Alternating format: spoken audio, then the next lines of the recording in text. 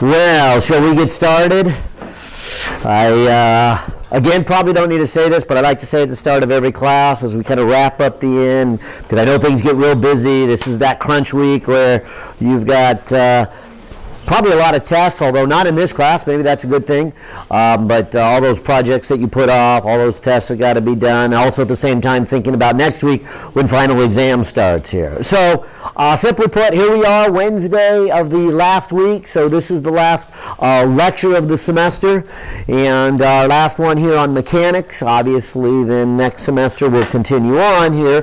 But for today then, as you know, we were partway through chapter 13, and that's where I want to continue here in just a second. And so the goal here is to go through 13, finish 13, and that'll be the end of the semester. So we'll call that good as far as we get. And then next fall, we will kind of pick up where we left off and keep going, if you will.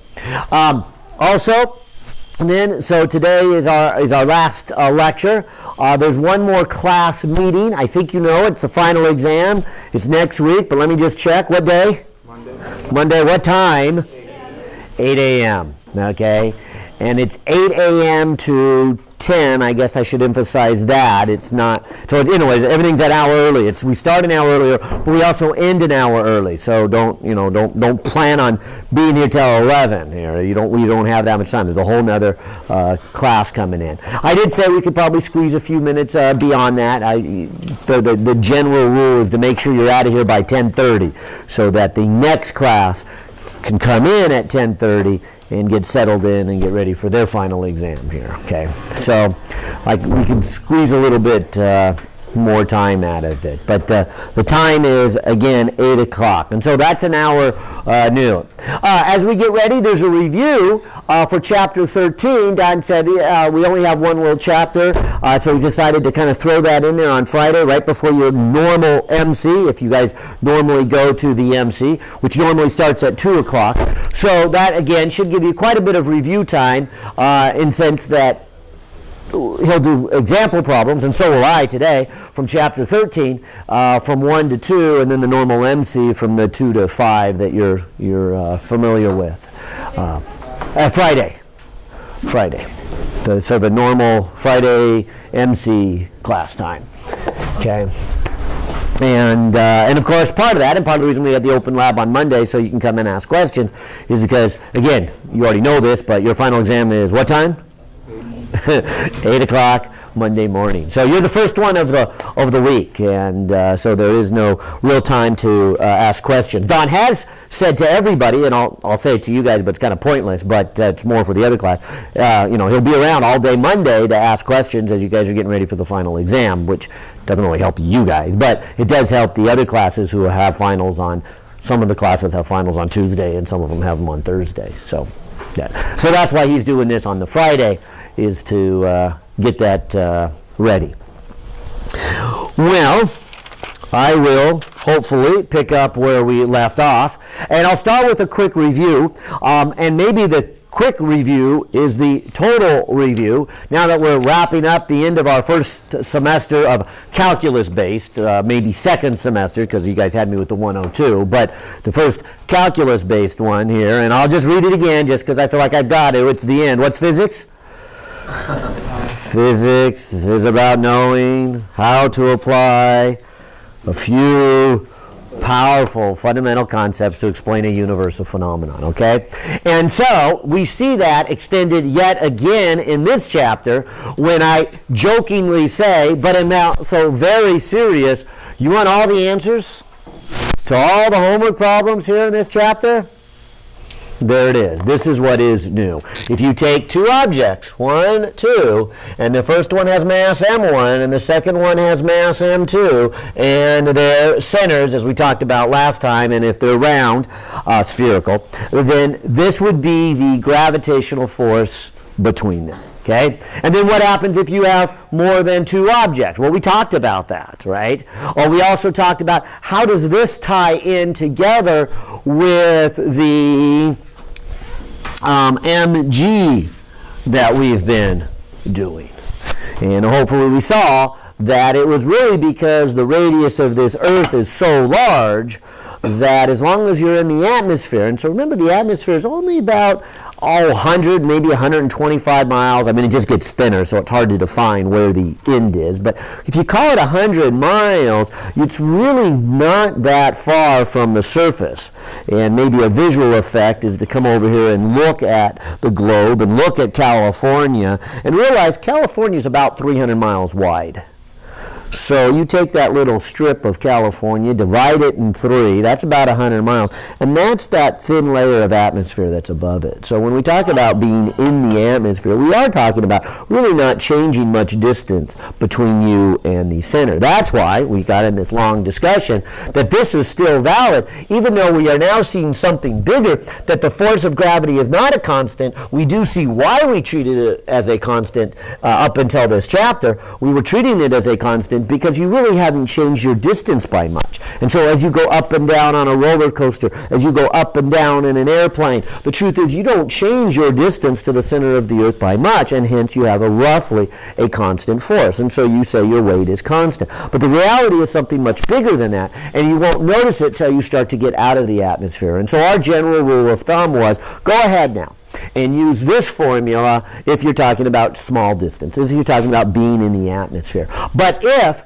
on the other hand, you start to get beyond the atmosphere and you start to get to satellites and planets and distance, between the sun and Jupiter, then we want to use the more exact idea that the force does change with distance. And so notice as we do the examples, we'll be talking about things like satellites, we'll be talking about moons, we'll be talking about Jupiter and the sun. So we're talking about huge distances where it really matters that we have some variation here. And so that's kind of that subtlety difference. And I think you saw that here.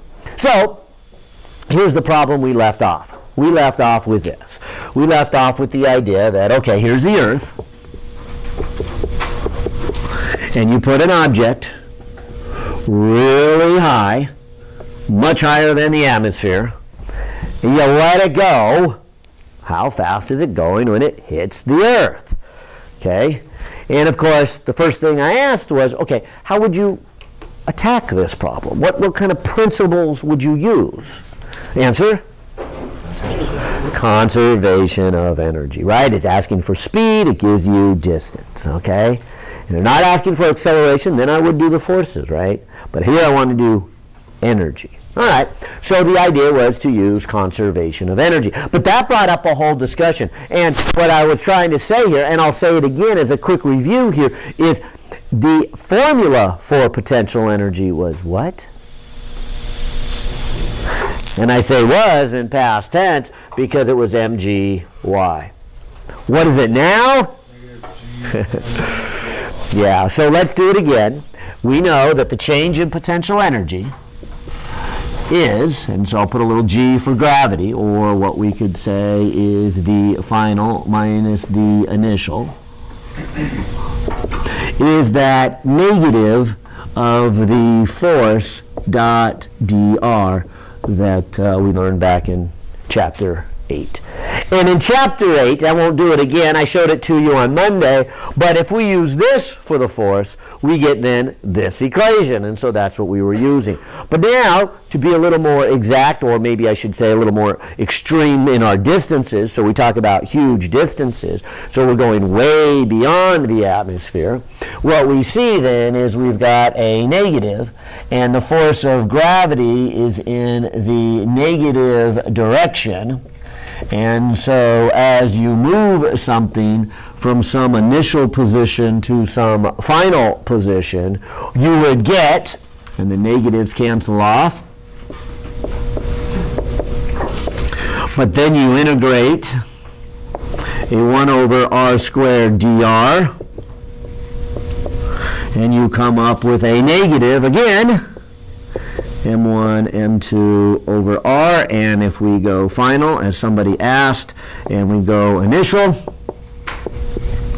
we can generalize this to say the general formula now is a negative g, m1, m2 over r, put a little box around it, and then if we were talking about the final position, we would put final. If we're talking about initial, we would put initial position. And so there's our a new equation, if you will, for gravitational potential energy. I'll knock those down so you guys can see a little better here. But there's our equation for the potential energy. And so we left off with trying to make sure we understand this equation, because as I said, I think there's a couple of things there that really annoy people as they do it, and I want to emphasize they are still the same.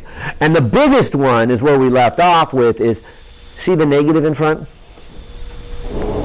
That tells us whenever you go to do a calculation for gravitational potential energy, what do you get? A negative, right? And so if I was drawing, say, the Earth here, then according to this formula here, where does R have to be 0? And where is the potential energy equal to 0? And they're not the same place, right? They were before. And I think that's why it gives students a hard time. We had a different formula. And that was the first thing I was trying to point out here, is that it's a very different formula. And the way we use it is a very, I don't know if different's the right word, because the logic is still the same, but the way the formula is set out, it has a different meaning. And this is the one that I've noticed gives students the hardest troubles here. Because this one was nice. This one we could say 0 height, in other words, when y equals to 0, we could pick it anywhere we want. Can we do that anymore here? No. We used this formula. And this formula bases R equals to 0 at the center of the planet. So R equals to 0 at the center of the planet. Now, if we come back to our old formula, when Y equals to 0, well, we could pick anywhere I want. We don't have that anymore. We got a potential energy of equaling 0. Is that what we get at the center of the planet with this formula? No. And so R equals to 0 and potential energy equal to 0 are not at the same place. And you don't get to pick the R equal to 0. So the R equals to 0 is the center of the planet. Where does the potential energy equal to 0? Yeah, infinitely far. So as R gets further and further and further and further out, this way out here is where the potential energy equals 0. And anything then closer means it has lower potential energy. And what's lower than 0? Negative numbers. And so as we start off at infinity, 0 potential energy, as we get closer to the Earth, we now get things like negative 100 joules, negative 1,000 joules, negative 100,000 joules. Get the idea? And so close to the Earth is, of course, less potential energy. And that's really the same thing we had back here, except here we were using positive numbers. And so like I said, I think this formula bothers students for those 3 reasons, but the biggest one is the negative sign. Okay? So that is 0 in the center and making What's 0 at the center? R. I'm not saying the potential energy is. In fact, you can see the potential energy, if I made a plot here, would look something like this. Here's the potential energy. Here's R, and it's about 0 at infinity, and as you get closer, it gets more and more negative. And it has that 1 over R value, that hyperbola shape. Now, to be quite honest, I couldn't really use this formula once I started getting inside the Earth. Because once I'm inside the Earth, now, let's say I'm partway inside the Earth, I have forces that are lifting me up. That would be all the dirt that's above me. And so we would have to redo this formula to deal with the issue, what happens when you're inside the Earth. So maybe I should have stopped my graph right here at the radius of the Earth. That equation is only valid up to the surface of the Earth. You can divide by 0. Right, so once I get inside, I'd have to do something else. And if we have time, we will, but I don't think we're going to. So I will tell you, it changes more into a linear function at that point. So it has a different effect and a different equation when you get inside the planet. And so as you get inside the planet, as you get closer to the center of the planet, you still lose some energy, but it's a different equation. Otherwise, it would go to infinity, right? Yeah. So, and like I said, if we get that far, great. If we don't, that's okay, because as I said, it would be adding up chunks of mass like we did for rotational inertia, like we did for center of mass, and like we will do next semester. So I feel comfortable with giving you enough of that you could actually do that one, even if we won't have time this semester to actually do it. All right, but like I said, I just wanted to start here to remind you of that formula, okay, and take a close look at it, because now let's actually use it. And I'm hoping you'll see it's really the same thing we did in Chapter 8 with conservation of energy. Let's start with the object up here and say, okay, here it is. It's way up there, height h. I'm going to drop it. Okay, and so I will use my conservation of energy. I will say initial energy is equal to final energy.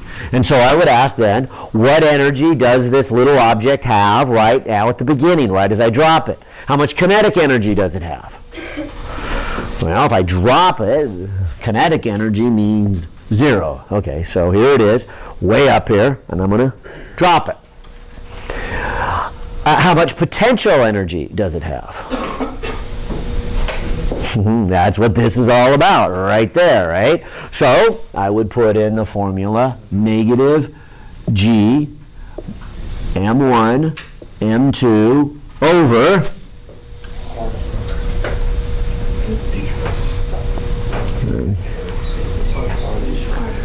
okay, so R is that distance from the center of the Earth. So if this is the center of the Earth, and I call this then the radius of the Earth, what is the height, or the R value, I guess I should say, not height. Yeah, so it would be the radius of the Earth plus the altitude. That is, how high is it above the surface of the Earth. So that is the total energy that this thing starts with. And of course, notice it's a negative number. Okay? But also it's conservation of energy, so whatever that negative number is, it keeps that value. What happens as the ball falls? Right, it's going to gain kinetic energy, so that number goes up. But what happens to its potential energy? Yeah, it goes down. By the time it gets to the surface of the Earth, it would have a 1/2 mv squared plus, how much potential energy would it have on the surface? G. Yeah, and then when it got to the surface, it would just be over R, okay? And so there's our potential energy. Again, it would be nice if we could have picked one of those potential energies to be 0 on either side. Can't. Sorry, it's gone away, so we've got to just calculate what is the potential energy on each side. Yeah. Do we want to include air resistance? Oh, good point. No, I'll say no. I mean, obviously, then that is probably a fictitious calculation. There's going to be air resistance as this object goes flying through. But we'll say it's only the last 100 miles anyways. So, which probably isn't negligible. But I mean, if you're talking thousands of miles or maybe even hundreds of thousands of miles as this thing falls towards the Earth, it's only the last 100 miles that it can even hit any air molecules. Although it's going to be going very fast when it hits them, so it's gonna, yeah. So now, yeah, now it depends what it's made out of, right? If it's small, this could burn up and melt, and that's our meteorites. And hopefully that's what happens to them. But something that has a reasonable amount of size and is made of solid nickel or iron or something, it comes all the way to the Earth and crashes in, and yeah. Wait, that's it wouldn't have any because you know how the meteorites sort of get fired up when they're going down, when they're hitting the air molecules, right? On top of the atmosphere, wouldn't do that? Right, so you wouldn't see anything up here. You know, when you see a shooting star, here's what you're seeing. You're seeing the meteorite come in, Excuse me, it's coming in. You're not seeing it until it hits the atmosphere. And then it hits the atmosphere and it warms up, and then you see it as it's streaking across the sky and getting so hot it gives off light. And if it's small enough, most of them are, the whole thing burns long before it hits the ground. And so you see a streak for a while. Yeah. So can you determine what kind of material it's made out of based off the wavelength of light expressed when it's superheated in the atmosphere? Oh, good point. I would think so. I guess I've never read, studied, thought about that, but certainly, given our knowledge of spectroscopy, I would think so. Although you need to be careful with spectroscopy, because there's two ways of light given off. One is what we call the black body effect, which all materials give off the same spectrum for that. And then the other one is unique to those elements. And so the two superimposed on each other. So if you can separate out the black body, if it's not so hot that you can get the individual spectrum, then individual elements have a unique individual spectrum, and then you can tell them. And I would think you could. You know, because we do that. Then you run into trouble. So the sun is like a neat one, because it is so hot you don't see the individual spectrum from the atoms. All you see is all the black body radiation. So what the scientists do is they go, oh, well, what we'll do is we'll look at the edges of the sun where the corona is a little cooler. Then they can pick up. So and then they can pick up the individual spectrum from the individual ones. Yeah, yeah. So yeah, good point. But yeah, good. I would think so. And I know that they'll often do this when they watch meteorites collide into other planets. Jupiter's a good example of that, because Jupiter is kind of like the vacuum in space there. It's got such a huge gravitational pull, it sucks up all the meteorites that kind of save it from hitting us on Earth here. So a lot of things crash into Jupiter. But and then astronomers will put their telescope up there and then watch the collision and then look at the spectrum, and then that's how they get information about what the surface of Jupiter is made out of. Yeah, yeah. Or one of the ways they do it. That's not the only way, but yeah, good point. Okay, now, coming back to this problem, I'm just going to leave it like here for a moment and not worry about an example, a numerical example quite yet. I'm going to do that in just a second. But hopefully that made sense. That now I know the mass of the Earth and the mass of the ball. In fact, actually, I guess the mass of the ball shows up in every term. So I can just cancel that across here, saying that the speed's going to be the same no matter what its mass is, which hopefully doesn't surprise you. That's the same property we had before, that if you were to drop something from a certain height, its speed at the Earth was the same regardless of whether it had a lot of mass or a little mass. And so that turns out to be the same thing. But now all I would need to look up then is what is the mass of the Earth, what is the radius of the Earth. If you told me its height, the only unknown then is v.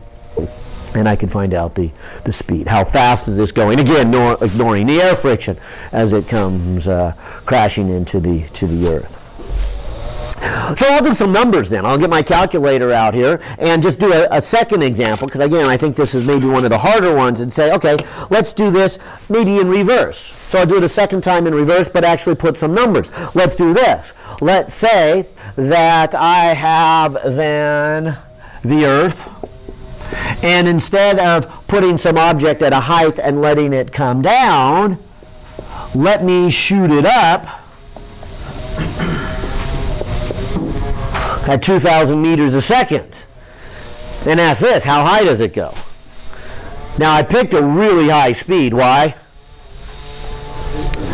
Yeah, if it was only going within the atmosphere, then I can do this, and it wouldn't be a problem for this chapter. It'd be back to chapter 8, and you know how to do that. So I'm going to give it a lot of speed and say, okay, how high does it go? And it's high enough that it is going to get out of the atmosphere, and it is high enough that I need to use the new equation here for potential energy is my point. And so that's my question. How high will this one go?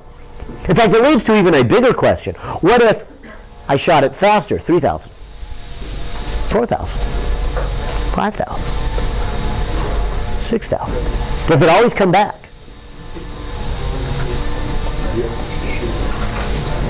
Is there some speed I can shoot it so fast that it doesn't come back?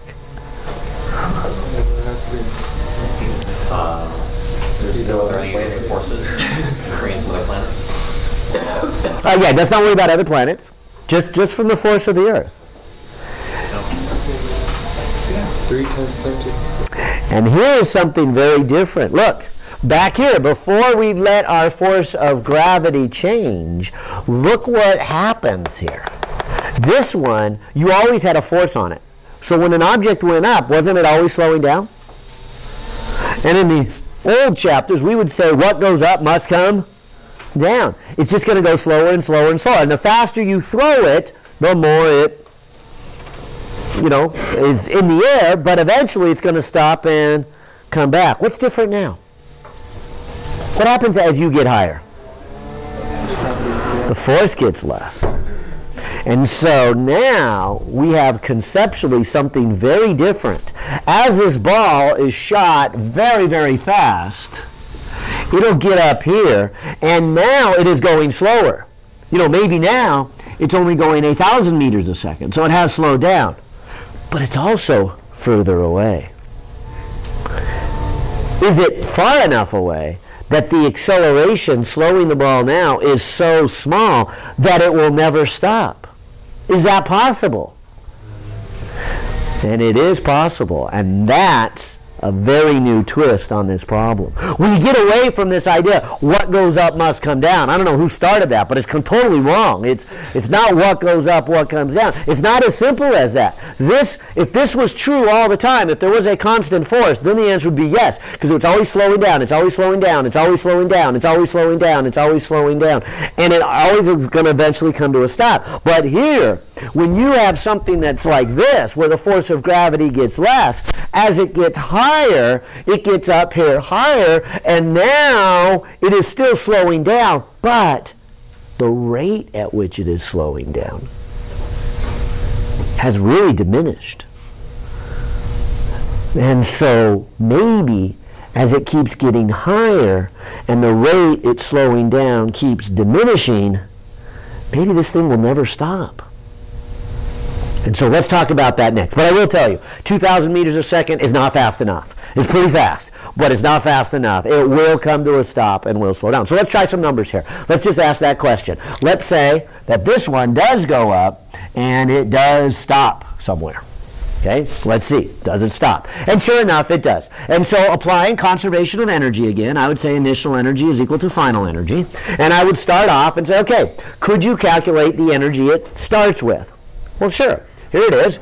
It's 1/2 mass of the ball times the speed, which is 2,000 meters per second squared, minus g m1, m2 over radius of the Earth. And so there is my total energy it starts with. This much kinetic, which is quite a bit, and this much potential, which is a very big negative number. Then, as it goes up and up and up, and if I'm looking for how high does it go, so there's the h again, how high does it go before it comes to a stop, then I would put a minus g m1, m2 over radius of Earth plus height. And mass of the ball cancels off just like it did when we were dropping the ball. But this one I have some numbers in here, and I claim I can solve this for h.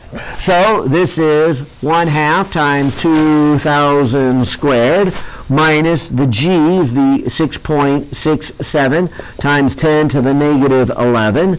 Mass of the Earth is 5.98 times 10 to the 24 kilograms. Radius of the Earth, 6.37 million meters, equals, and here's my g again, 6.67 times 10 to the negative 11. Here's the mass of the Earth again, 5.98 times 10 to the 24. Here then is the radius of the Earth, 6.37 million meters, and then the altitude. How high did it get? Well, there's a lot of calculations here, so I better do this in a couple of steps, but I'll start with these two put together here. I'll go 6.67 times 10 to the negative 11, 5.98 times 10 to the 24, divided by the 6.37 million meters, and that's the huge negative number. I will then add to it 1/2 times 2,000 squared, putting that all together, and I get a negative 606.16327. And I probably should be a little more careful with my significant figures here. I've got 3 there. So I'm going to count the first 3, but I'm going to leave it there for just a second. But that's this side of the equation. And so then over here, I can do some multiplication. How about if I just do this for a second? And then I will do some cross multiplication. 6.37 times 10 to the 6th plus h would be what I get over here. Then I'd get the 6.67 times 10 to the negative 11, 5.98 times 10 to the 24, that's that number, divided by all of that. Oh, I forgot a negative on here, didn't I? Yeah, negative. Okay, so negative. And then negative 60,660,327. Okay? So, let me put that into my calculator here. So that is 6.67 times 10 to the negative 11 here, times 5.98 times 10 to the 24, divided by that.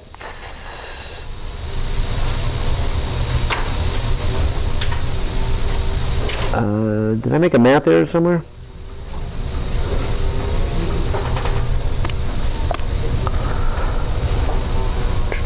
Cross multiplication. Let's see. Because I don't like my number here. Cross multiplication times 6 million. Well, let me just try this one again. 1/2 times 2,000 squared minus 6.67 times 10 to the negative 11 times 5.98 times 10 to the 24 divided by 6.37 million meters. Okay, that looks good. And then so over here, I should have the 6.67 times 10 to the 6.67 times 10 to the negative 11 times 5.98 times 10 to the 24.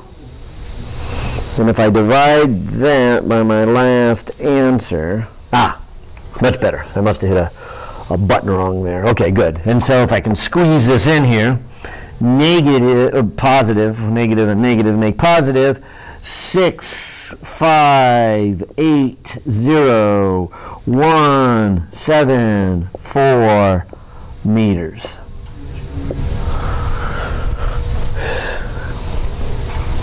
And so H equals that number minus the original radius, 6.37 million meters, coming out to be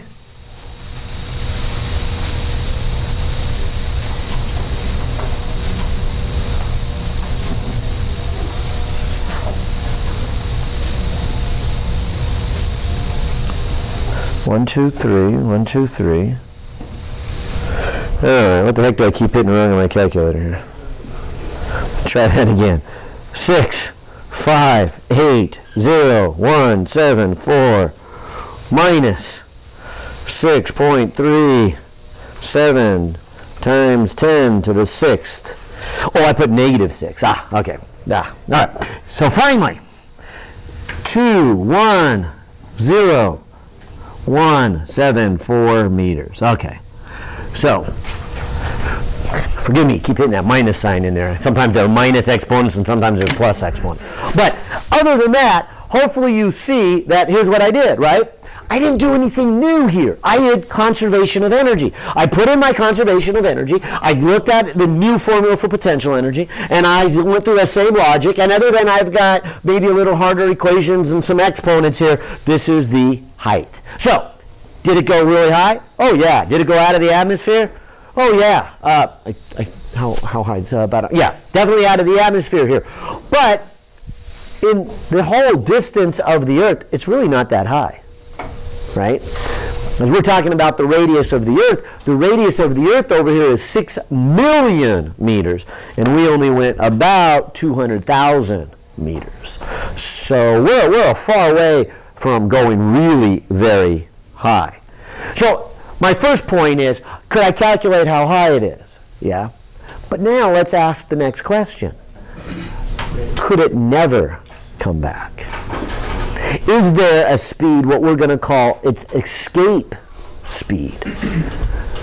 Could you throw it so hard that even though it's slowing down, it's getting so high that the higher it gets, the less the force of gravity, and hence the less it is slowing down? And you can. And now, when you see this, I think you'll have a really grand appreciation for calling potential energy 0 out here. Because when I first gave it to you, you were looking at it like, I'm not real comfortable with that. But it's got some very, very powerful stuff here. For example, what do you notice? When something were to leave the Earth and never come back, how much potential energy would it have? Now, granted, it's going to take a long time. But what's eventually going to be its potential energy? 0. And that's the key here. The key here is to realize that if you're on the surface of the Earth, you would have a kinetic energy of 1/2 mv squared. And you would have a potential energy of that. And you want to give it enough speed so that it never comes back. That means, after a long period of time, you might even say an infinite amount of time, it gets to an infinite distance, and so its potential energy is infinite. So when it gets way out there somewhere, hundreds of years from now, it may still be moving, but its potential energy is 0, right? And so there's our very useful idea of having a potential energy at 0. How much energy does it take to escape? Because now if you're asking, what is the minimum amount of energy to escape? So in other words, in an infinite number of years, when it gets infinitely far, if it's still moving, that means we gave it too much energy, right? So how fast do we want it moving out there? Just to calculate the minimum amount. 0, all the better. And so this is 0. So here's what I was trying to say here. If you want something to completely escape the Earth, how much energy do you got to give it? 0. It's total energy. And maybe I should say, how much does its total have to be? Its total has to be 0. So it already has a huge negative number as it sits on the surface of the Earth.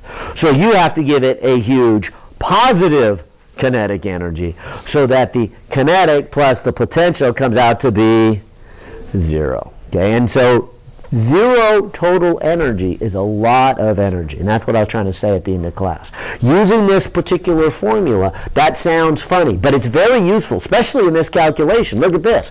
If we put a little, here's what your author does, he puts a little E sub s down here for escape speed, and he says, all right, what is the escape speed from the Earth? We obviously see that 2,000 meters per second is not enough, and it's probably not even close because we only went 200,000 meters up. But what speed would you have to give it? Is it possible now to even answer that question? Do you see it now in the math? Isn't it possible to give it enough kinetic energy, positive number, to be exactly equal but opposite in sign to its potential energy, so that these two add up to a huge number called 0. Right? And so that's what we need to do. We need to make sure that this baseball, or whatever it is that's leaving the Earth, has an enormous amount of total energy, 0. And to get that, because it has such a negative potential, we've got to give it a lot of kinetic. Okay?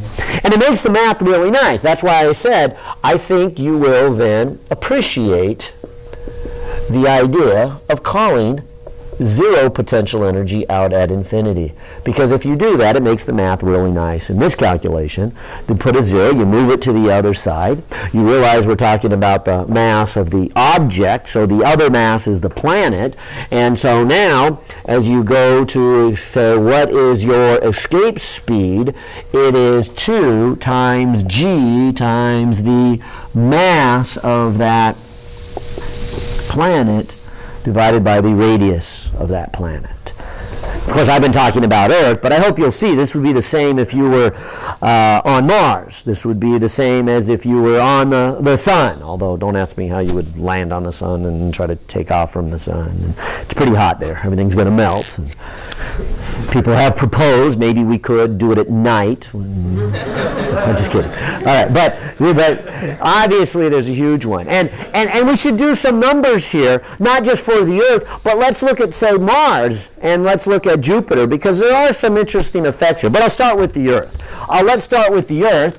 If we look at what is the escape speed from Earth, we would put in numbers 2 times 6.67 times 10 to the negative 11. We will put in the mass of the Earth, and then we will put in the radius of the Earth. And so let's see what this comes out to be. 2 times 6.67 times 10 to the negative 11 times 5.98 times 10 to the 24 divided by 6.37 times 10 to the 6th, and taking the square root of all of that, it's about 11,200 meters per second. Okay? And so, is it possible to give it enough speed that it never comes back? Yes, that's what this is saying. And so that, like I said, is something new. Now, it all comes from this equation, which comes from this force. That's why I said at the beginning here, if you want all the answers to the homework problem, there it is. That's the only thing new. But the consequences are kind of interesting. And we're doing, I think, the hardest one here, and that is we've recalculated the potential energy, and we're seeing some of the consequences, and this is one. One of them is, yes, you can throw something. Well, I can't personally throw something, but this speed would be such an enormous speed it would never come back, and hence we use the word escape speed. Anything less than that, eventually gravity would slow it down and make it come back down. Anything greater than that, as we're saying, it would keep going higher and higher and higher and higher and higher, and even though it's always slowing down, the rate at which it's slowing down is diminishing, and so it's never actually going to come to a stop, and so it never comes back, and hence the name, the escape speed. And so there's the escape speed. Mars is always a fun one to calculate, because Mars is a pretty low escape speed. Let's look up some of the number here for Mars and see what is the escape speed for Mars. If it were too fast, faster than that escape speed, would it still have kinetic energy? Well, okay, kinetic energy where? At infinity? Yes. Would it still be equal to 0, is what you're saying? No. What I'm saying is, if I were to give an object this much speed, 11,200 meters per second at the surface of the Earth, as it moves out, it is slowing down. So somewhere here, it still has kinetic energy. And as it goes out, it has less kinetic energy. And so I guess I would say, even at that speed, it always has kinetic energy, but eventually, when it gets to infinity, which by that time it has interacted with other planets, so our model kind of breaks down. But if there was no other planets,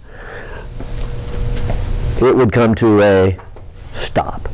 So in an infinite amount of time, at an infinite distance, it would just barely come to a stop.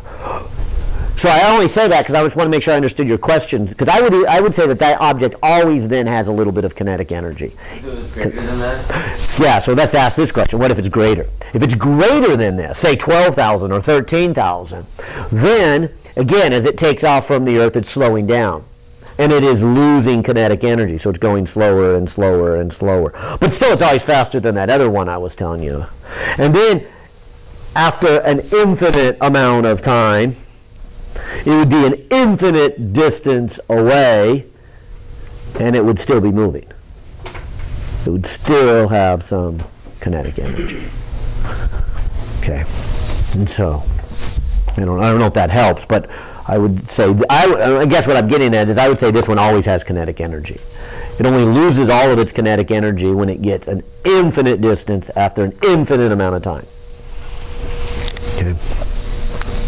Now the Mars one, like I said, is kind of fun to calculate because it is much lower and its orbit is just outside, or the next one beyond the Earth. I don't know Mars's mass, but I do know we have it listed here in our table here. And so Mars is 6.42 times 10 to the 23rd, 6.42 times 10 to the 23rd, and its radius 3.37 million meters, and its number is, I'll say, relatively small. I mean, it's still going to be a big speed here, but it's got some neat consequences that I wanted to mention as we were passing by here. 2 times 6.67 times 10 to the negative 11 times 6.42 times 10 to the 23rd, all divided by 3.37 times 10 to the 6th, square root of all of that, and it is only about 5,000 meters per second, only, you know. So it's not like you're going to land on the Mars and then jump and go 5,000 meters a second and jump off of Mars, as you know, as some had feared might happen to the astronauts on the moon. Turns out not even close. You can't jump enough speed. And maybe we should do that. The escape speed on the moon, that would be even lower, obviously, than the Mars one. But Mars is low enough, and where it sits is kind of interesting because you've got the Earth, you've got Mars, and then you've got the asteroid belts. So periodically the asteroids hit each other, get knocked out of orbit. Chances are they're going to hit Mars. They're going to hit Mars really hard. The impact will kick up rock at what speeds? And interesting enough, greater than this. Okay? It's unlikely an asteroid kicks up dirt and dust greater than this, so an asteroid hitting the Earth doesn't make parts of the Earth fly out into outer space. But asteroids hitting Mars do. So a lot of little pieces of Mars end up floating around in outer space. Well, what's the next planet over? As they get sucked in by the sun, then they get sucked to Earth. And so how do scientists analyze rocks from Mars? Yeah, and we're pretty confident we got a number of rocks from Mars.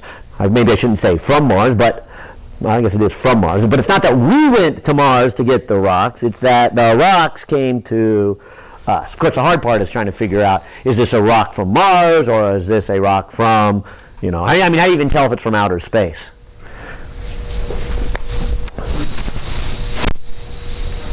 It's a hoax. Yeah, it's not always so easy, but one of the things they do every summer is they send a team and they just crisscross Antarctica. Because you find a rock on top of 9,000 feet of ice, where did it come from? Pretty likely it fell in from outer space, right? So they crisscross and look for this. And then, of course, there's other things in terms of its structure and whatnot that they come from.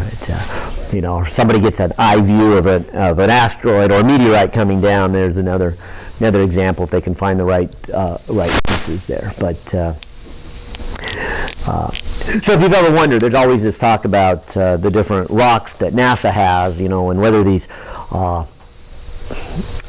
little, I'll call it, for lack of a better word, fossils, and that's the question. Are they fossils of ancient life, or are they not? They look a lot like little tiny microbes.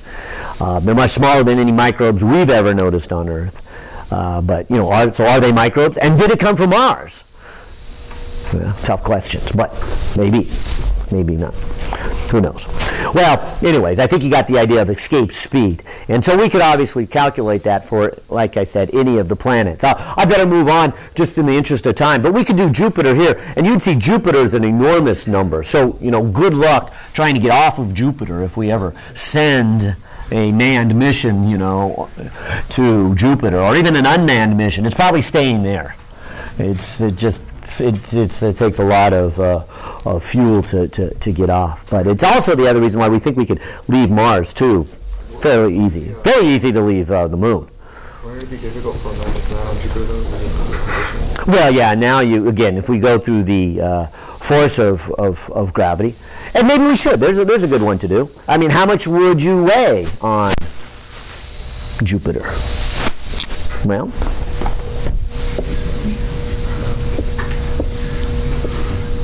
here I am on Jupiter. It would be G m1 m2 over r squared, right? Now, I would want to compare that to what I weigh on Earth. So let's just give this a little J here for Jupiter, but so I can compare it to Earth, I'll give it an E for Earth. Now, this first number here, maybe I'll do E for Earth and J for Jupiter there. But didn't we last class talk about those numbers? What do those numbers come out to be? Yeah, that's that 9.8, the little g. Okay? So this is the 9.8 meters per second squared, and then it would be the mass of that person, right? And of course, every person has a slightly different mass. But now if I compare that to Jupiter, I would take this first number, 6.67 times 10 to the 11th here, for the constant, that's true on all the planets. Then I need to look here for Jupiter. Okay, so Jupiter is 1.90 times 10 to the 27 kilograms. Okay, so it's 3 orders of magnitude bigger in terms of mass. But its radius is also bigger, so I don't weigh quite 3 orders of magnitude more. I'm further away from its center. Its center is 6.99 times 10 to the 7th meters squared. And so then the mass of the person. So again, getting out my calculator, this should tell me the acceleration due to gravity on Jupiter. This would tell me what the acceleration would be if I were to drop a ball on Jupiter. So 6.67 times 10 to the negative 11, 1.9 times 10 to the 27, 6.99 times 10 to the 7th squared, coming out to be about 25.9 meters per second squared times the mass of the person. So this is roughly 10, this is roughly 25-ish, so 2.5 times, right? And so a 200-pound person would now all of a sudden be a 500-pound person, right? A 100-pound person would now be 250-pound person. And that was really your question, right? And does it really make sense for a human to be walking around? Just, probably not, right? He's going to be really, really heavy. But couldn't we calculate it? Couldn't we also do this? What if we were on Jupiter and we were to throw a pin at a 45-degree angle at 7 meters per second? Could you tell me where it lands? Didn't we do projectile motions? Now, we did them on Earth. Could we now do it on Jupiter? Because what do we need to know about Jupiter? Yeah, the acceleration of Jupiter. And do I know it? Sure, I can get the acceleration of any planet right here. That's what this is all about. This is trying to say we know the acceleration of any planet as long as we know its mass and its radius. And that's, like I said, has really made this a very powerful chapter, has really extended that out. All right, well, this was an important concept. This is what I would call the escape speed. How much do you have to get it to go all the way out? But let's do something more here. Let's say, well, I don't want it to go all the way out. I don't usually want to just launch a ball to make it go all the way out. But we do often want to send things out and put them in orbit. So what is the speed of something that's in orbit? How much energy does it have? Kinetic, potential, the total. Couldn't we answer those two? So again, nothing new here, just applying the old principles that we've been learning. Let's look at a little orbit here. Let's say, okay, here is the Earth. Here then is my satellite. And maybe I should also make it clear, when we say satellite, we say anything that's orbiting. So is the moon a satellite? Yeah. We often call it a natural satellite because we as humans didn't put it up. Nature did. So it's a natural satellite. But we could also have artificial satellites. Okay? And so let's look at this. What's going on here? What will I do for an artificial satellite hopefully is the same for the moon. And so let's ask that first question. What speed does this satellite have to go? Well, does it have to go any speed? In other words, just what's the basic principle here? Can you put something up there and it not fall back to the Earth and touch the Earth? Yeah, what do you have to do?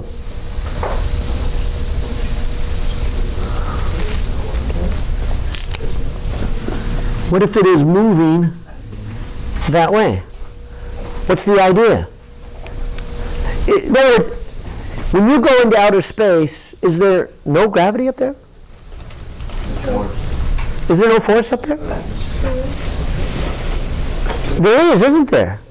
Doesn't this equation say that there is a force of gravity?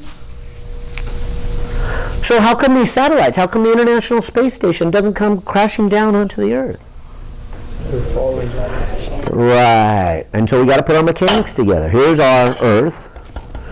Here's our satellite. There's a moon. See, we got the light side and the dark side of the moon. Okay. All right. So here's our moon. And just because the moon is up here doesn't mean that there's no force. There is a force. Now, granted, it's less than if the moon was here. But there's a force. And if it was just stationary right here, what would happen? It would fall and hit the Earth. Now, it doesn't do that. What does it do? Yeah, it does this. Because it has a sideways motion. It does fall. And it falls just the right amount so that as gravity pulls it in, it falls and does that. And then what? Falls again. Falls again.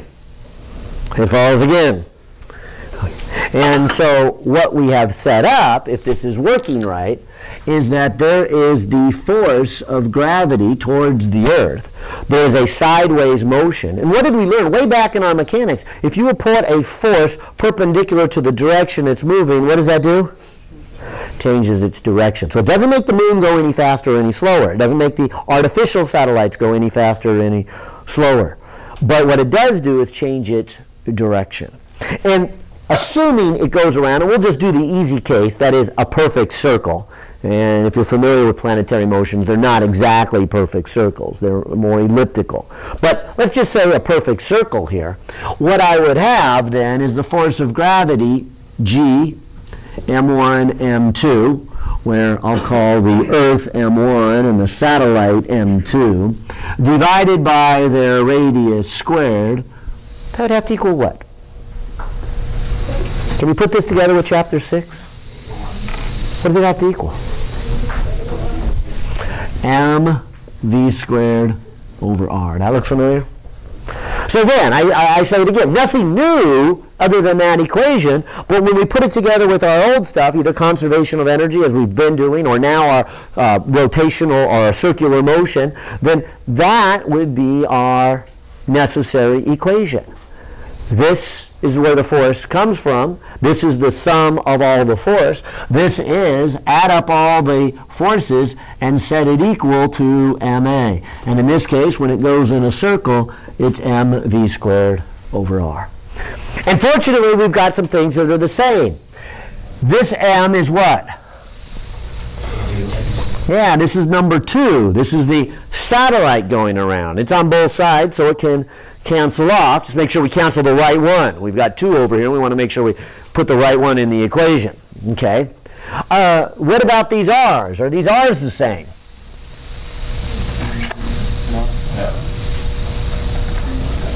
Well, let's see. This r is the distance between them.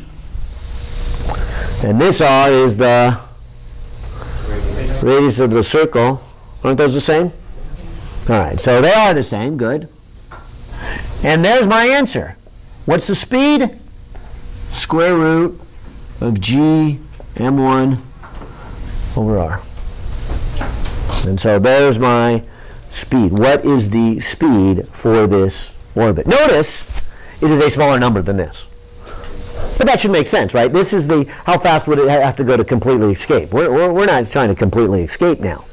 We're trying to be in an orbit. We're trying to get above the surface of the Earth, let's say. So we do want some speed. And it could be a pretty big number, but it's definitely going to be less than the 11.2 kilometers per second, or the 11,200 meters per second. So maybe I'll throw in a quick number here. Okay, the International Space Station is about 300 miles up. All right. So how fast is it moving?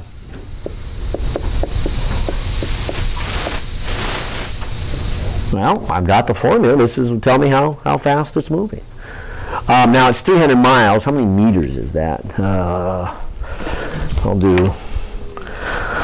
300 times 1,609.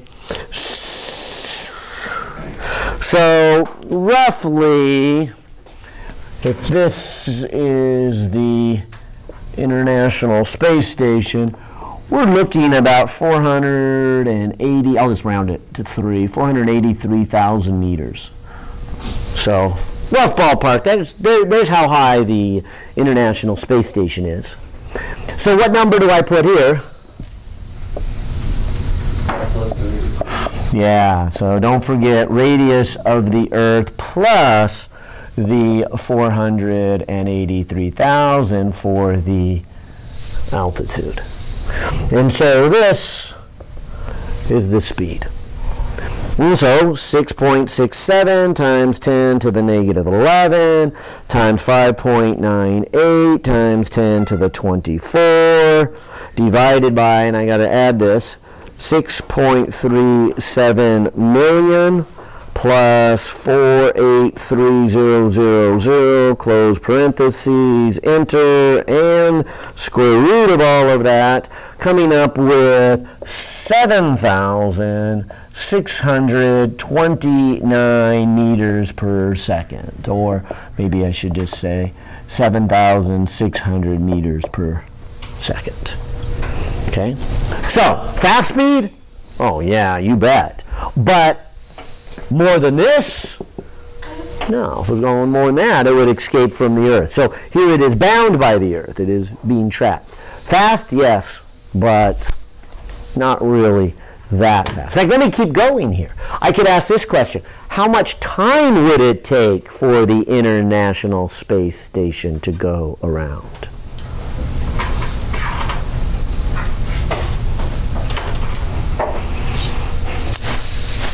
Well, again, back to our mechanics. There's nothing really even for this chapter other than we know that velocity, if it's a constant, is distance divided by time. That is the same as dx dt if it's the same thing as going in a circle. So if it goes in a circle, it is 2 pi r divided by time taken, right? All right. So you just gave me the speed. 7,600 meters per second. Pardon me? Is that average velocity? Well, it is average velocity.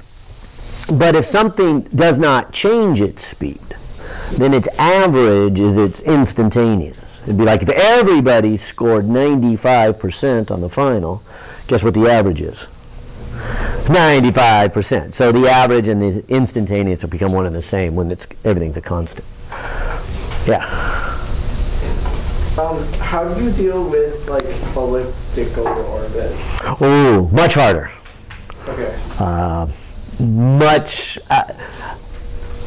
Maybe I should say a little bit about elliptical orbit, but I don't want to say too much. I mean, obviously that's the next step in your mechanics class, and yeah, and those and those of you who are interested, and many of you will be, your next mechanics class after this one, not your next physics class, because your next physics class we go on to E&M next semester, and then after that we go into things like waves, then we do thermodynamics, then we do optics, and then we do modern physics. But when you get done with this sequence, your next class, and maybe this is a good time to say this if you don't realize the educational process, is we're going to cover all the little basic ideas of physics. We're going to cover mechanics. We're going to cover electric fields. We're going to cover magnetic fields. We're going to cover optics. We're going to cover thermodynamics. We're going to cover waves. We're going to cover atomic physics. We're going to cover relativity. We're going to cover everything. When you leave here, you will not study a new topic. What you will is study the same topic in more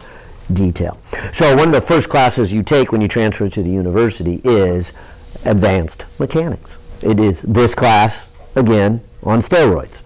You know, it is just doing this. And now you take some of the things that we haven't done. If you'll notice, we've taught this class all at a Math 160 level. And many of you are now getting there or beyond Math 160. You're in 200, 210, 220. And so we haven't really used any of our great mathematics, our multivariable calculus. We have not really used any of our differential equations. That will soon change when you go to your advanced mechanics. And so just like in this class, I started the semester saying, okay, here's what I want you to do. I want you to take the physics you learned in 102, put it together with the math you learned in 150, and we'll do some problems. Your next instructor will say, okay, I want you to take the mechanics you learned in your physics 121 and your math you learned in 200, 210, 222, or 220, and put those together, and now we'll do a satellite that is not a circle, it's an ellipse, and it's spinning around 3 axes. And we actually do a little bit of that. We kind of get you started in our dynamics class. So for those of you who take Engineering 116, you'll see kind of the start of that. But you do most of it as upper division. So, but there are some easy things about ellipse. So if I can remember, I'll say something about them. But anyways, let me just do a circle first before we even try to attach the elliptical motion. So I'm going to just do the circle here. And come back to this problem and say, okay, here's the speed, 7,600 meters per second. Here is the 2 pi r. The r we just did right here. It is the 6.37 million meters for the radius of the Earth, plus the 483,000 meters for the distance up. And now I can solve for the period. How much time does it take to go all the way around? So across the top here, 2 times pi times parentheses 6.37 million meters plus 483,000 close parentheses. So that would be the numerator divided by 7600, and that would be the time. And so this would be 5,665 seconds. Maybe I should divide that by the 3,600 seconds in an hour. And we're looking at about 1.57 hours to go all the way around. And there was actually a nice viewing of the International Space Station. Wasn't last Friday night, but the Friday night before that. NASA, if you're curious, got a nice website that they plot where it is. It's really neat to watch. A friend called me actually, and he said, hey, the International Space Station, and the reason it was a good one, it says its orbit's going to be going over the Santa Barbara area at about 8:30. Now, why is that relevant?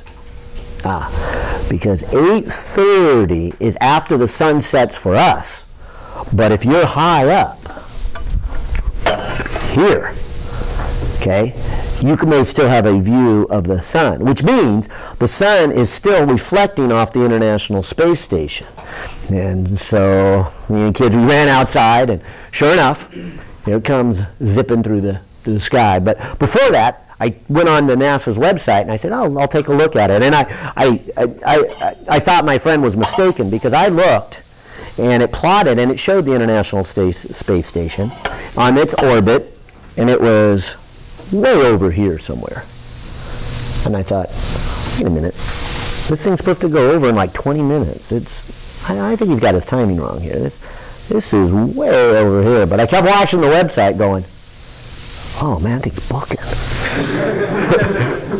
Hey, it's going to be over Santa Barbara within 10 minutes. So I go, let's get out there and see it. So this number confirms that. This number confirms that it's going to go all the way around the Earth in just over an hour and a half. And so it's going fast, which I guess if you're on the International Space Station, you get to watch the sunrise and sunset, every hour and a half. There's a lot of sunrises and sunsets in there, yeah. There was this thing where the moon was really close to the Earth. That was this weekend, yeah. So when I was talking about it was the weekend before. Yeah, there's some good astronomical events, because there was the, what I was saying, the space station went by, and it was just after dark, so that was a good one. And last weekend was what the astronomers called the super full moon. And because, as you were saying, these are actually elliptical. They look like this. If here's the Earth, the moon's orbit is a little bit more like this. So there are times when the moon is close versus far. And this weekend was when it was both close and full. And so it was very bright. I don't know if anybody took it. Did anybody see it? I mean, it was covered in the news, because it was just phenomenally bright. It was close and full, and close enough that it's like 30% brighter, they say. So very noticeable bright. I mean, shadows. And fortunately for us, being on the coast, sometimes we don't always get the clear skies, but we had the clear skies, most of it. And the morning it wasn't. I wanted to see it in the morning as it was setting, but there was always clouds in the morning. But at night, when it was rising, it was full. So I think that's what you're referring to. But I'll give you one better, because what happens is it was here this weekend. 2 weeks, it'll be here, farthest away. And so the sun is over here, okay? And so we were, of course, seeing the light side. Now we won't see it. This will be what they call a new moon, okay? So it'll be happening during the daytime. This would be like noon. Normally you don't see the moon at that point, because you're looking at the dark side, and it's real bright, so you can't see to the moon. But in 2 weeks, it's right here, and it's going to go in a straight line. We're going to even get an eclipse. So May 20th, right, there will be an eclipse. Unfortunately, from our vantage point, it's going to look something like this. The moon's going to come over and do that. And it's going to kind of swipe the side of it. So it's not a total eclipse from our point. If if you've got nothing to do after finals and you want to head up north, and I think Eureka is a good place, and there's a band from like Eureka, Redding's maybe a little closer, Redding, and it kind of comes through Utah. Anyways, there's a band where it will block out, and it won't ever be a total eclipse. That's the neatest thing about this, because it's the furthest away. And so what will happen is if this is the sun, the moon is going to fill it up like this, and it's going to make a ring, an annulus ring. So it's not going to be a total eclipse, but it'll be an annular eclipse. Maybe a total eclipse if it was the closest, right? Right, right. And so that's why sometimes the moon will completely block the sun, and other times it will not, depending on where its position is. And I'll go one step further. Coming into, it's the 5th, June 5th, Venus is going to transit in front of the sun. So if you've got some glasses that will allow you to look at the sun, you can look up and you'll see Venus. It'll be a black dot as it is being blocked by the sun. Same thing with the eclipse. Don't look, I should throw a disclaimer out there. Don't look directly at the eclipse. I'll give you two options. Today, the Astronomy Club has a fundraiser. For $2 down at the cafeteria, you can buy special glasses for the eclipse. So if you got $2 to spare, they're neat glasses. And in fact, I was playing with them this morning, and it's a nice sunspot on the sun. So if you buy them today, look at the sun. There's a nice big sunspot. It's right in the middle on the left-hand side. You'll see it there. Shy of that, then try what they call the pinhole effect. Get like a piece of cardboard, make a tiny hole, okay? Hold the cardboard up and shine it down into a shadow, or if it's a cardboard box, punch the hole here up at the top and then put your head in the box. Okay, so you're projecting it onto the cardboard, but you're trying to get it dark because it's, you're trying to project what you see. But the pinhole before the eclipse will be, the sun. You'll see a round, and then as the moon moves in front of it, you'll see, the moon as it goes through. So in other words, look at the shadow. Don't look directly at the sun. So. What if you have sunglasses? No, not sunglasses. No. Yes, people, that's the wrong idea. Sunglasses do not protect you enough to look directly at the sun. So do not look directly at the sun, even with sunglasses on.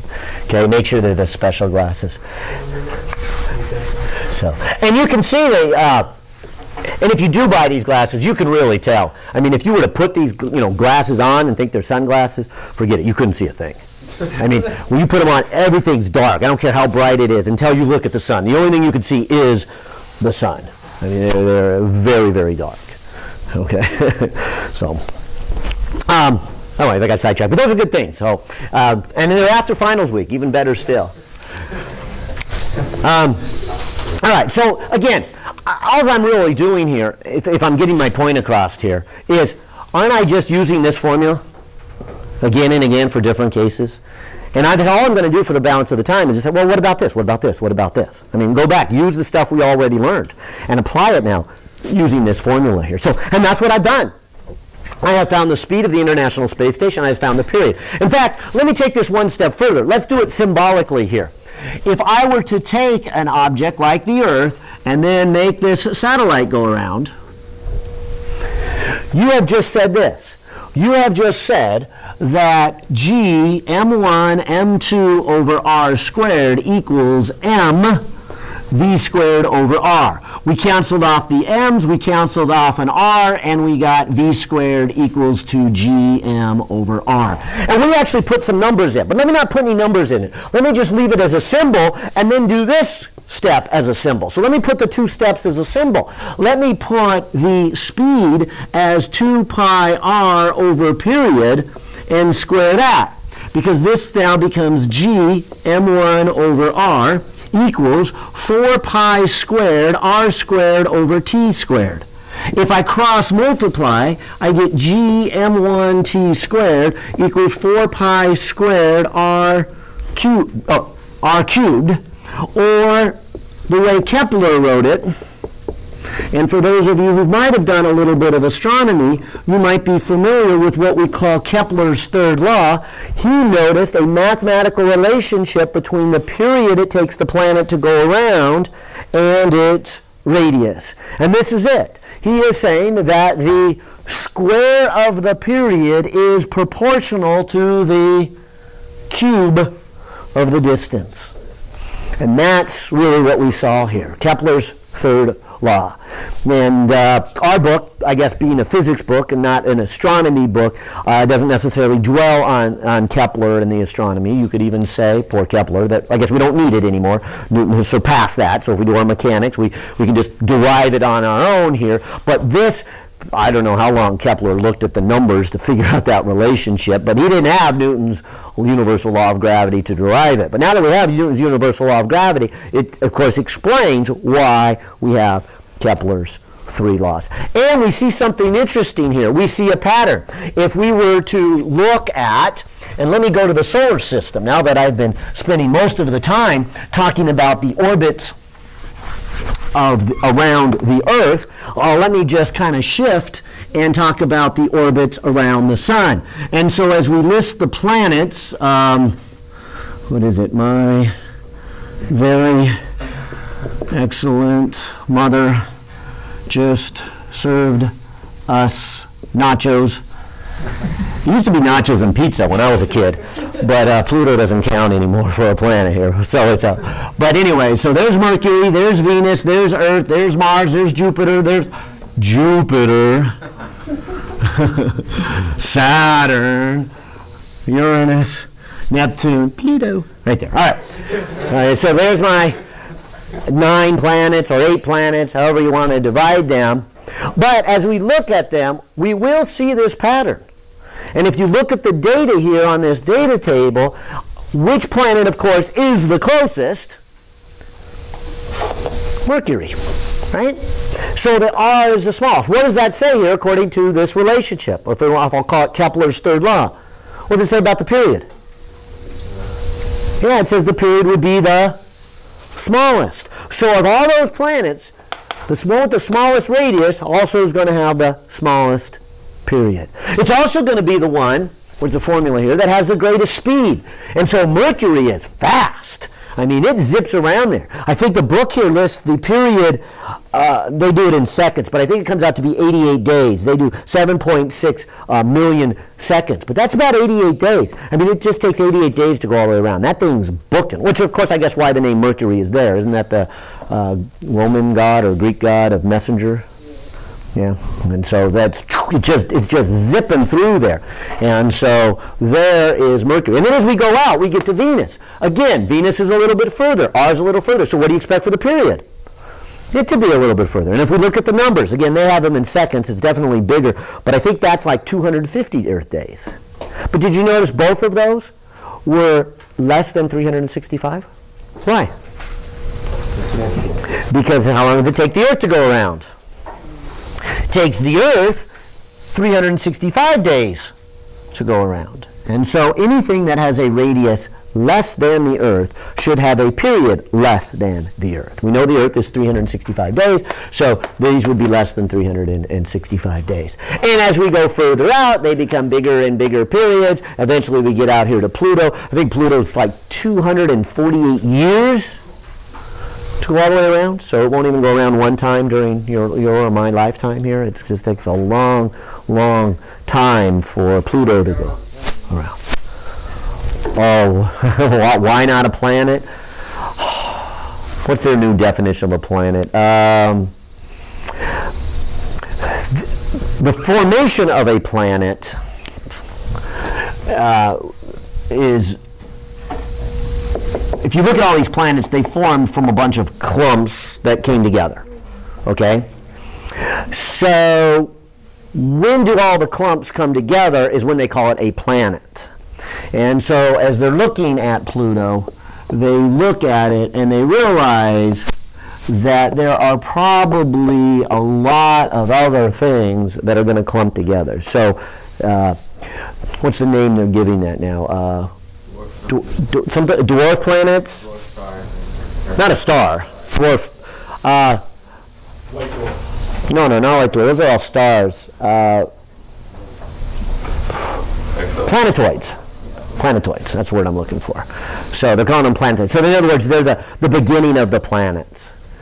And so Pluto has a big chunk, and it's got these 2 moons that are pretty good size. They're eventually going to come together, and all this other dust is going to come together. And so they kind of invented a new term, which is planetoids, dwarf planets, if you will, where they're coming together. So the idea is, even though Pluto's been collecting dust and building for 4.5 billion years, there is no more dust to collect for the Earth, so the Earth is a planet, but Pluto still has to form a planet. It's not there yet.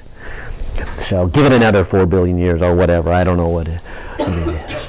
So it actually came up because they started discovering so many things out here, and although they haven't counted them all, but they've got about 10,000. So do you start calling these all planets and have 10,000 planets in our solar system, or do we kind of make another category? Yeah.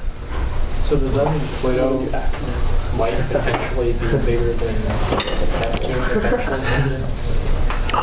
Well, I don't know. There's something else weird that I'm not an expert at, but you do notice a pattern here that the inner planets are small and spin relatively slow. What they call the gas giant, and are made out of rock. But these out here tend to be another category. They tend to be very big, they tend to spin very fast, and they tend to be made out of gases. Now, I'll say gases, but please don't think of them in a gaseous state. They're made out of things like carbon dioxide, methane, but it's so cold that they're frozen solid, so their rocks are a chunk of, it'd be like dry ice. You know, it'd be like getting a chunk of dry ice. That's their rocks. It's just not warm enough to melt the dry ice, so they don't have carbon dioxide. So that's it. So in other words, these are made out of gases. These are made out of rock. Pluto, interesting enough, is made out of rock too. So it's, and because of that, something different is either starting to happen out here, or this is just an oddball that was out, and then the rest of it will, I don't know the answer, but I do know that there's something odd about it, so I wouldn't give it a general pattern that it'll eventually become another gas giant like the other ones. Yeah, it's different. It's also the only really elliptical one. Which brings me to your question. I wanted to say something here about an ellipse. Most of these are almost perfect circles. But again, oddball. Not only rock, but it's very elliptical. It's also tilted. All these other ones, if you could get into outer space and look at them, they all kind of orbit in the same plane. And this one's, it's just an oddball. So I don't know how much they know and how much is still unknown about it, but a lot is unknown about its formation. But I would say this then, if we go back to this ellipse, even though I only derived Kepler's third law for a circle, it actually still works for an ellipse, except you run into troubles here and say, well, how do you define the radius of an ellipse? Well, you change it to the semi-major axis from an ellipse, if you know what a semi-major axis is. If I draw an ellipse here, this distance A and this distance B, where the equation is x squared over a squared plus y squared over b squared equals 1. If you kind of remember from your algebra the equation for an ellipse, this distance A is the semi-major axis. And so it turns out that it works for an ellipse. The math is a little bit harder, but you can still say something about them, even if they're not circles. And the same thing with their potential energy.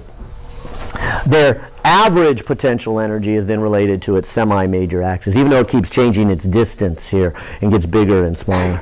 Yeah. So then, basically, it'd have the same period as as a planet Yeah. in a circular orbit. Right. It's the same as its semi-major axis. Yeah, exactly. And we could, and the energies would calculate the same too. So there's a lot of calculations you could do by me just telling you that, and then you can do all the calculations, even though they're not perfect circles. You could treat them as perfect circles once you know their semi-major axis.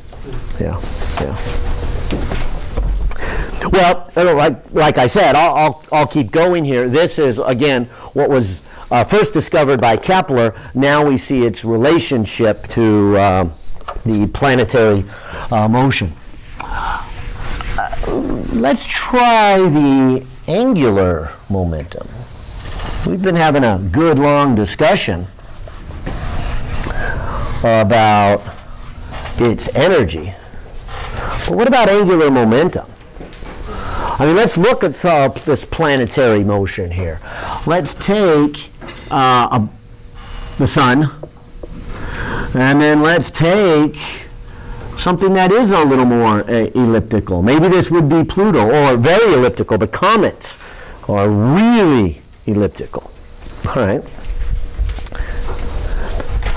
And so if we start over here and we say, okay, let's look at this going around the sun here and ask this question. What is its angular momentum? Now wait, you would say about what axis, right? So again, we can't calculate torque or angular momentum until we answer that about what axis. Okay, so I will put an axis. How about at the sun? Now there's a lot of places we could do it, but the sun, or whatever planet it's going around, is actually pretty convenient here. Because what then would be the torque on that planet? And maybe I should start even easier. Is there a force on that planet that's orbiting? What direction is it? Isn't that the force? Right towards the sun? And the radius, of course, is from the sun to the planet. Okay. So I ask again, what's the torque? 0. Now why does that make me smile? What do we know about zero torque? Angular momentum is conserved, right? If we don't have a torque, then the angular momentum is conserved. And so what that means then is as this planet is going around, the angular momentum is a constant. And so let's watch it as it goes around. I mean, as it goes around, let's say, and I'll redraw the picture here, let's pick this spot where it's the closest.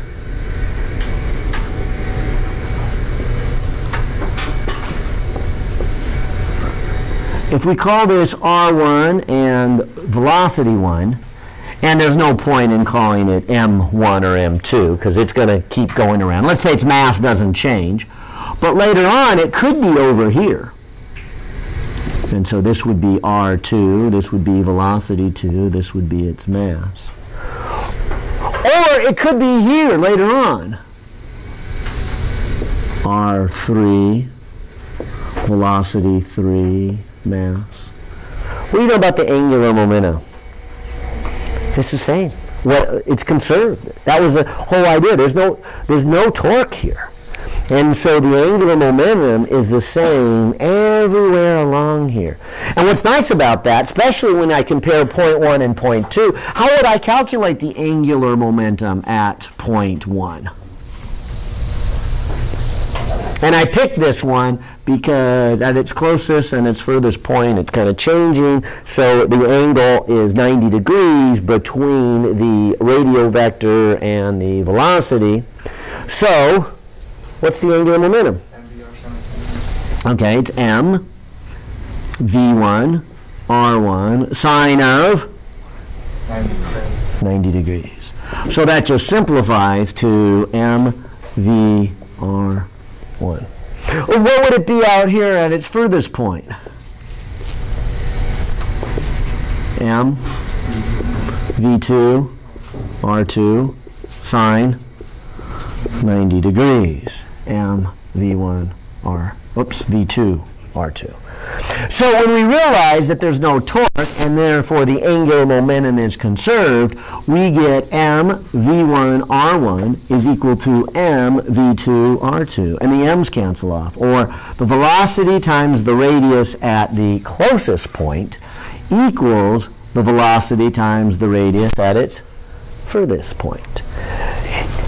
And some of you who had me for 102 might recognize that. We actually did a problem about Mercury. Mercury is also pretty elliptical, so we did one in 102 when we did our conservation of angular momentum. And the problem actually gave you the velocity and the two radii, and it said what would be the speed at the other location. I can't remember if it was close or far, but it's always one of the hard ones that people had struggled with, and so I just was pointing that out in case you had troubles with that and you remember that from the 102 class. But you do have conservation of angular momentum. This one is also the same angular momentum, but it would be a little bit harder to list. I guess I could list it as an angle phi, and so here I have an m and then a velocity number 3 and then a distance of number 3 and then an angle of phi. But I'm hoping you see as this planet goes around, the radius, velocity, and angle keep changing so that all three of them equal a constant. Conservation of angular momentum. And since I mentioned Kepler's third law, this too was noticed by Kepler. Now he didn't call it angular momentum. He had no clue about that. He even had no clue about the centripetal force and all this and coming up with this equation. He just noticed the pattern between period and radius. He didn't know about torques and angular conservation of angular momentum, but he did know that there seems to be a pattern as they go around. Watch this for a moment. Let's look closely at the motion of one of these. If I kind of draw this and say, all right, I'm going to take some planetary motion, and so I'll start here with the sun and do something like this. If I take a look here and say, all right, let me draw a line from the sun out to that planet, okay, and then let it move just a short moment in time, okay? And so maybe we look at the planet for 1 minute. We say, okay, here it is, and it moved for 1 minute, okay? This would be kind of what it looks like in the drawing. You draw it here, you draw it over there. And so Kepler did. He drew these graphs and he looked at that. And then he looked at the planet later on. Maybe later on the planet was over here. So he draws a line out to there. He lets it move for 1 minute. And maybe I should have given a smaller distance, because wouldn't it move much slower speed over here? And he colors that in. And he notices a pattern that I'm hoping you will be obvious to you now why that pattern exists. But he knows that the area is the same. And again, unknown to him, he is really saying this. He is really saying conservation of angular momentum. Now, maybe to prove that to you, I got to do a little math review here. Let me come back over here. Let's look at our math again. Let's look at our cross products. Let's look at something we did not do with our cross products. Let me just put, if vector C is A cross B, and so here is vector A, here is vector B. Okay, so there is A cross B. Where's vector C? Now, C's pointing out of the board, right? Let's not worry about what direction C is, okay? Let's just worry about the magnitude of C. So the magnitude of C is what? AB times sine of the angle between them, right? Now let me make a parallelogram here. Let me look at b sine theta. Isn't this right here b sine theta? Look at this geometry. AB sine theta. What are you giving me? Isn't it the area of that parallelogram? So again, we didn't need that back then, so we didn't even talk about cross products. But those of you who do cross products in your math class, cross products are nice because they give you the area of the parallelogram that's made by the cross product. So if you're not worried about the vector, you're not worried about the direction, you can also use cross products to find area. And that's essentially what we have. Isn't Kepler saying right here that if you take R and you cross P, right? Now, granted, you might need to multiply it by a little bit of time here. Well, let me just call that the angular momentum. But I claim that R cross P is twice the area that I have shaded in. Because R cross P is the area of this parallelogram. So I get twice the area. Well, what would I have over here? R cross P again.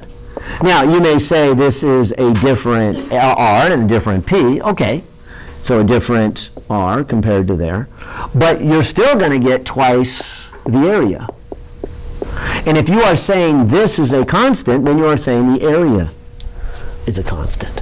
So by him noticing that the area is a constant, he's really also noticing this principle of conservation of angular momentum. So again, if any of you have gone through astronomy and you've heard of Kepler and you got Kepler's second law, that's called Kepler's second law. We won't bother with good old Kepler, no offense to him, but we'll just say, look, it's conservation of angular momentum. That's our fundamental principle. And that's what I told you at the beginning of this course. If you can remember conservation of energy, conservation of linear momentum, conservation of angular momentum, those three conservational principles, together with Newton's three laws of motion, we can explain all the motion. And even these older astronomy ones discovered by Kepler's and others, we can explain those quite well. And so that's what this is illustrating. And, if in case you're curious, Kepler's first law was just what you brought up, that, hey, don't the planets go in an ellipse? Not a circle. And so that's his first law. His first law is saying, these are not perfect circles. He was one of the first to say, these are not perfect circles. The Greeks thought they should be perfect circles. And they did everything they could to try to make the planet motion in perfect circles. For some reason, they just believed the gods would make perfect circles. And then when somebody showed them a plot of Mars, it was like, oh, no, way, no, it can't be an ellipse. And so they started drawing circles within circles. I like that. So it was a circle wrapped around a circle wrapped around a circle to get in their motion of Mars. How does it multiply by 2 to the area? Why does that multiply by 2? Well, because when you take a cross product, the cross product does not give you the area of the triangle. The cross product gives you the area of the trapezoid. Yeah, parallelogram. The parallelogram, right. So this cross product is really the area of that. So if I take the Kepler's area, multiply it by 2, I will get the area of the cross product. Yeah. Well, obviously, or maybe hopefully it's obvious, that these work pretty good. I got one more step here to make, or a couple more comments. I kind of got sidetracked into looking at Kepler's law here and angular momentum because I thought that would be fun. But again, the only purpose was to just really kind of do the same thing. There's never enough time to do all the problems possible. What there is enough time is to show you that this one simple idea is very powerful and it explains everything else. And so all I can do is just show you after example after example after example. And so we did a calculation of the period. We call this Kepler's third law and the second law here. But what we did come up with in here, and didn't get far enough in it, is we did get the velocity squared of the satellite. I forget where it is now. I guess I've since erased it. Maybe I should redo it. But from this relationship, we got the velocity squared. It said that g times m1 m2 over r squared is equal to mv squared over r. We canceled off an m and an r and came up with g m over r. And that's how we calculated the speed of the International Space Station, and then we got the period, and that led us into Kepler's third law. But I could have asked this, what's the kinetic energy of this satellite? Well, that should be pretty easy. I've got velocity, right? All right. So it's 1/2 times m times velocity squared. Well, we just did velocity squared. That's there. That's g m1. And maybe I should put a 2 over r. And so the kinetic energy is 1/2 g m1 m2 over r. And so there, maybe I'll put it in one fraction. There is the equation for the kinetic energy. Be careful. This looks like an equation we've already seen today. Do you remember the equation for potential energy? Let me put that back here on the board. Because what would be the potential energy of the satellite? Negative g. Yeah, negative g m1 m2 over r. Right? Don't those look a lot the same? Except it doesn't have a negative sign. And more importantly, it doesn't have that factor of 2. And so they're not the same thing. But could we now ask this? What is the total energy of the satellite? Wouldn't that be the kinetic energy of the satellite plus the potential energy of the satellite?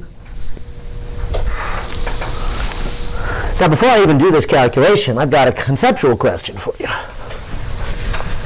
Will this number come out to be 0, more than 0, less than 0? Why less than 0? Because if it had all that energy, 0, it would escape, right? So 0 is that magical number, okay? And it becomes very useful then. Anything less than 0 means it does not escape. It's bounded. Anything greater than 0 means it escapes. So, as funny as it feels about that 0, get used to it because it's very useful, very powerful to measure those things less than 0, more than 0. It becomes a good reference point. Yeah. Okay, wouldn't it be 0 for potential energy? Wouldn't it have like less than 0 potential and some kinetic, so it'd be 0 and not escaping? Well, wait a minute.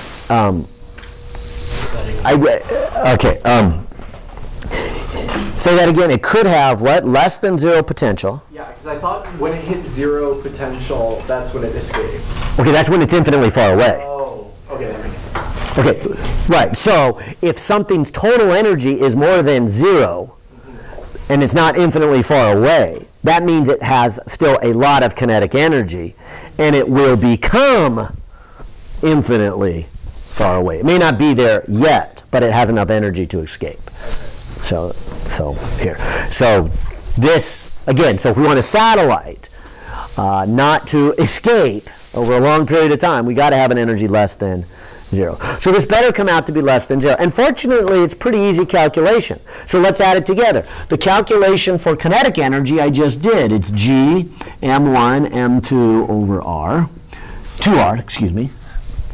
And the calculation for potential energy is minus g m1 m2 over r. If you put those two together, what do you get?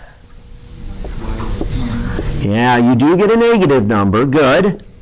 Over 2r. And so this is the total energy the satellite has. This is the energy that satellite needs to be in that orbit. So in other words, if you have a satellite that is sitting on the launch pad, couldn't you calculate how much energy it has? And if you want to put it into orbit, can't you calculate how much it's going to need? And so the difference between them is how much energy you have to give it in order to get that into an orbit.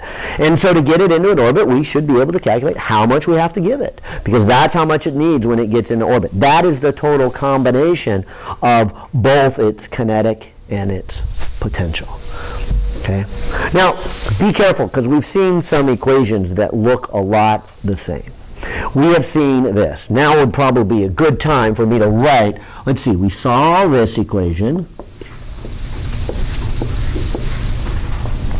Then we saw this equation.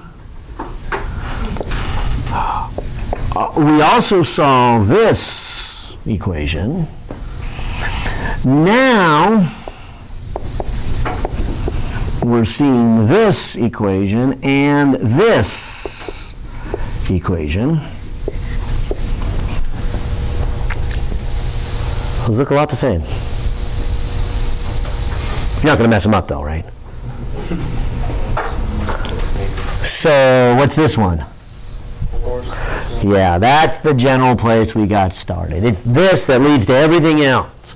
So this is the force between any two objects. What was this one then?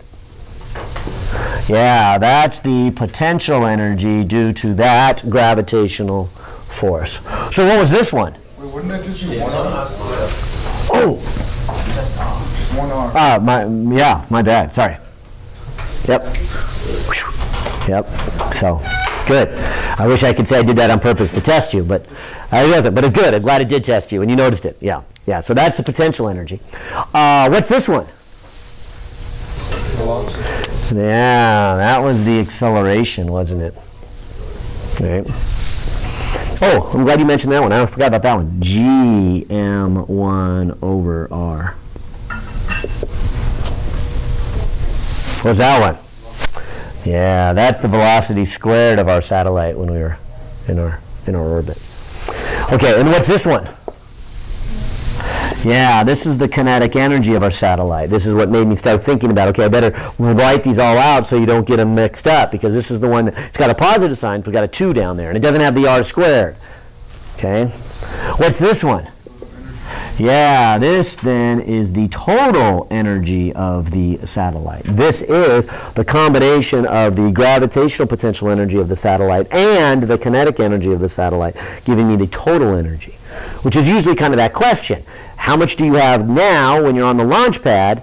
How much do you have to give it in order to get it up there? So we got to calculate how much energy we need to give our satellite to get here. So good, you seem to catch those ones and say, okay, those are the difference between them. I do have 2 conceptual questions for you, as long as we're working on here. They have really more to do with either the Earth or any of them, but here's the Earth. And notice we've been talking about a satellite, and we said, look, could the satellite go around forever and not come crashing back? Well, yes, but not if it's stationary, right? In other words, isn't there gravity up here? And the only reason it doesn't come crashing back down is because it is also moving sideways. So, anybody ever seen one of these satellite dishes? Anybody have a satellite dish? Anybody ever seen pictures of the weather satellites? Aren't they like always taking a picture of, say, the Pacific Ocean? Isn't your satellite always in the same location? Don't you mount the little dish up on the roof of your house and point it at the satellite? So is that satellite moving? Yeah. It is? How does this work? Yeah, and so you see what we call the geosync of it. Remember, the Earth is spinning. Okay, and so it's spinning to the east, and it takes 24 hours to go all the way around. And so the trick here then is, what if we were to put our satellite at whatever distance is necessary, right? So as you see, this is the speed of that satellite. But if you put it in such a speed that its period is 24 hours, I guess we could write it this way. Here's the period. 24 hours. Should you be able to calculate then where it is? Yeah, and so there is a nice magical spot. We call it a geosync orbit. Makes sense. That here, close to it. We did the International Space Station, and we realized that thing only had a period of like an hour and a half. It was zipping around. But as it gets further out, its period would increase and get further and further and further out. Unfortunately, it is pretty far out here, but there is a spot out here in a geosync orbit where it would take 24 hours to go all the way around. So, if you were to take a satellite and place it, you know, maybe over the equator and maybe kind of in the middle of the United States, so we'll take the tip of Texas, go south to the equator, go straight up, and you put it far enough out here that it took 24 hours to go around, remembering that it takes 24 hours for the Earth to go around, then what would happen? Especially from the people on Earth, from your house. Wouldn't it look like the satellite was stationary and parked? And so that's how it works. Those satellites are moving, and they're moving very, very fast. You know, the geosync ones are way out there, and the Weather Service does the same thing. They got you know, all these satellites way out here. You know, you can go to the, you know, National Weather Service and you say, hey, show me a satellite picture of the Pacific. Show me one of Europe, you know, and they're just out here, and they're going around at the same rates, and so they have them geosynced. If you've ever installed your satellite or look closely at your satellite dish, especially us here in California, which way does it point? Not a surprise now. South and a little to the east, right? Because if you put it right here and realize the satellite is up here, you will then have to mount it so that, you know, you can point it to the south, to the east, angled up, right? And so there is our satellite. If you ever get a chance to travel over to the East Coast, look at their satellite dishes. Where are they pointed? To the south, but a little to the west, right? And if you're in the middle of the country, guess where they're pointed? Yeah, pretty much just due south, right? With a little angle up. Okay, and so that's what they're looking for. They're looking for that satellite. They're trying to get pointed right at it and take advantage of that. So that's a geosync satellite. And I said unfortunately because it's a long way up. It takes radio waves, I think close to a second to get up there and back. And so using them for like cell phone communication is not very practical because people talk over each other. I mean, if you were to talk and there was a delay of 1 second each way, it's like, hey, John, what are you doing tonight? John. And by the time you're saying John, John's over there going, oh, I'm going to study physics, of course, tonight. What are you doing? You know, and so there's a delay there, and you just end up talking over each other. So most of our satellites and our communication stuff are low orbits, and they zip on by, and all that means you got one satellite and another one has to come in and take its place, and the communication gets more complicated as you are talking with one satellite, and it goes to the next satellite and the next satellite here. But I guess that's not any different than a cell phone.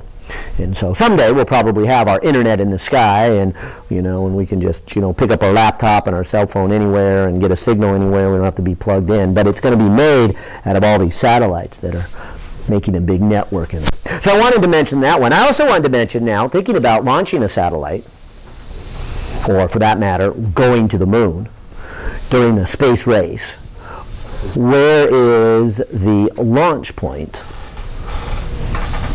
of the Apollo missions? Where are they? Florida. Why? Why Florida? Equator. So what about the equator? That's the same general speed. Yeah, if you think about this, remember, you want to get up into an orbit. The amount of speed you need is really large, right? As you sit on the planet, you and I right now, we're spinning around. We're already moving. We here in Santa Barbara are going about 800 miles an hour to the east. So take advantage of that. Now, to go in orbit, you're going to have to go a lot more than 800 miles an hour.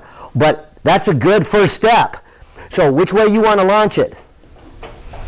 To the east. Go east. That's going to be the easiest way to launch. Definitely. We're already 800. Anything above that is, you know, added to that. And look at the way the Earth is designed, right? If you are on the equator and you spin, in 1 hour, don't you go around a great distance? Aren't the points on the equator going faster? The than the points up here in Santa Barbara, or Santa Barbara here, versus the points up here in Alaska. And so Alaska's moving relatively slow. Doesn't have much speed. And the further south you get, the more speed it has. So, of course, it's natural to go ahead and say, okay, let's get the furthest south we can and launch our satellite. That's going to make it for the most part. So we've put ours here, Cape Canaveral. It's on the east coast. It launches to the east. You go over the water first. You already got the spinning to the east. And on rare occasions, you want different orbits. So you will launch for different reasons. But it's going to take a lot more fuel, a lot more energy, because you already have that initial movement to the east. You may not be familiar with a lot of these private companies that are really getting into the future. The prediction is it won't be governments launching, it will be private industries. So there's one down here in the Los Angeles, Long Beach area. They build a big tugboat, and guess what they do? They actually put your rocket and your satellite on the barge, and then they go straight south until they get to the equator. And they launch you from there. And it saves a lot of money and a lot of energy to launch it right there. Brazil's really getting into the game. Now, most of the industrialized Brazil is down here, but they're thinking, you know what? There's going to be a lot of people, a lot of companies going to pay us a lot of money to launch satellites. And we just happen to have part of our country on the equator. So guess what they're busy building? Huge launch site right here in the mouth of the Amazon River. And so they're trying to launch from here. Where do the French launch theirs? French Geneva. Right here. Where do the Russians launch theirs?